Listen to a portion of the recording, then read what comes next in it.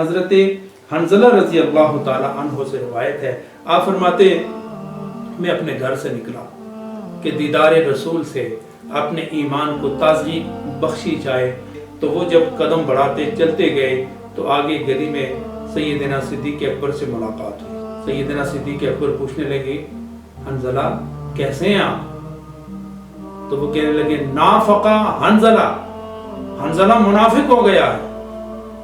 تو آپ نے فرمایا، اللہ اکبر، یہ کیسے ہو سکتا ہے؟ رسول اعظم موجود ہیں اور آپ جیسے خوبصورت صحابہ کرام منافق کیسے ہو سکتے ہیں؟ اس کی وضاحت فرمائیں۔ تو وہ کہنے لگے، اے سیدنا صدیق اکبر، جب میں نبی کی مجلس میں آتا ہوں، جو کیفیت اس وقت ہوتی ہے جب مجلس چھوڑ کے میں اپنے گھر، مال و دولت اور جائیداد میں مصروف ہوتا ہوں، تو وہ کیفیت نہیں ملتی، اور میں اللہ اور اس کے رسول پر ایمان لا چکا ہوں، تو میں یہ اپنی حالت اندر کی حالت سے مختلف پاتا ہوں، نبی کی مجلس سے میں مختلف پاتا ہوں۔ تو ایسا لگ رہا ہے شاید میرے اندر نفاق داخل ہو گیا ہے۔ تو وہ سیدنا صدیق اکبر فرماتے ہیں کہ اگر تیری یہ حالت ہے تو پھر تو میری بھی یہی حالت ہے۔ اللہ اکبر، اللہ اکبر، میری بھی یہی حالت۔ ابو بکر افضل البشر بعد الانبیاء کا تاج جن کے سر پر رکھ دیا گیا ہے، وہ بھی یہ کہتے ہیں کہ میری بھی یہی کیفیت ہے۔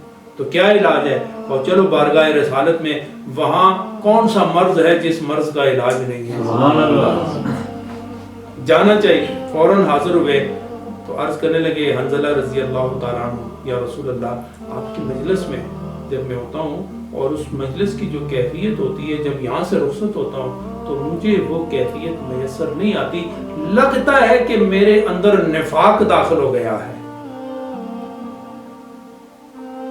مال و جائیداد میں مصروف ہوتے ہیں، دنیا میں مصروف ہوتے ہیں، لیکن وہ کیفیت میسر نہیں آتی۔ اللہ کے رسول نے ارشاد فرمایا، ایسی بات نہیں ہے۔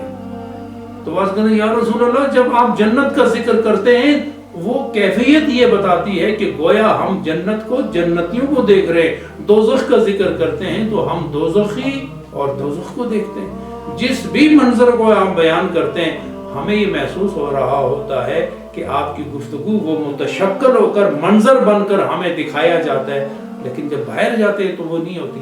تو آپ صلی اللہ علیہ وسلم نے ارشاد فرمایا، ایسا نہیں ہے، تم پکے سچے عاشق رسول ہو، میرے صحابی ہو، میرے غلام ہو، تمہارے اندر نفاق نہیں آ سکتا۔ ہاں، یہ جو کیفیت آپ نے بیان کی ہے، اگر یہ کیفیت تمہارے ساتھ ہر وقت رہے تو یاد رکھو، وہ فرشتے جو آسمانوں پر رہتے ہیں تم سے مصافحہ کرنے کے لیے تمہارے گھروں میں بھی داخل ہوں گے، اور راستے میں ہو تو وہاں بھی ان کی خواہش ہوتی ہے کہ ہم ان کی دست بوسی کر سکیں۔ سبحان اللہ۔ حضرات گرامی، یہ سارے فوائد آج کے دور میں کاملین کی صحبت کو اختیار کیا جائے تو اللہ تعالیٰ اس کامل کی صحبت، اس کی گفتگو، اس کی جستجو، اس کے اندر کی وہ کیفیت جو خدا کے ساتھ متصل کی بارگاہ کے قرب کا باعث ہوتی ہے، پھر وہی چراغ، وہی محبت، وہی لذت آپ کے سینے کو بھی خدا عطا